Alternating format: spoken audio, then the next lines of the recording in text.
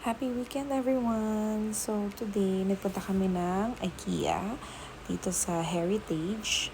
And ayan yung malaking horse. Pag pasok mo, malapit yan sa entrance dito sa IKEA. So ayan, pagpasok mo pa lang guys, makikita mo na ang ganda.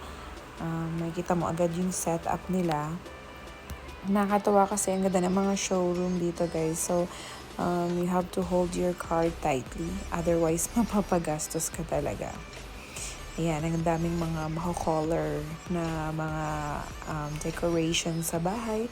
So, ito yung isa sa mga showroom na pinasok namin. Nakakatuwa kasi para siyang, ang setup niya is like a condo type. So, maliit lang yung sala niya, ayan yung kitchen niya.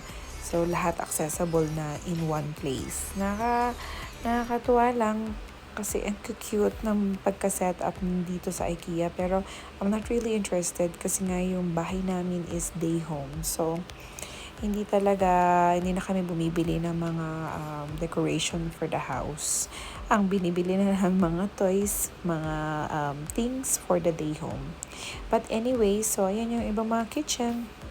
Nag-ikot-ikot muna kami habang hinahanap namin yung bibili kami ng blackout blinds para sa dito sa day home kasi gusto kong palitan yung curtain namin guys kasi yung ibang mga bata hindi sila agad nakakatulog pag hindi talaga madilim, so gusto kong palitan yon.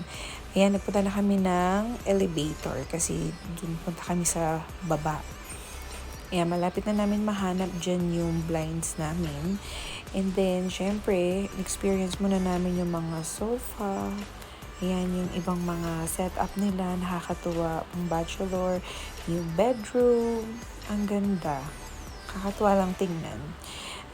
But anyway guys, dito na rin kami nag-dinner and nabili namin yung hinahanap namin and nag-ice cream na kami. So, thank you for watching. Enjoy.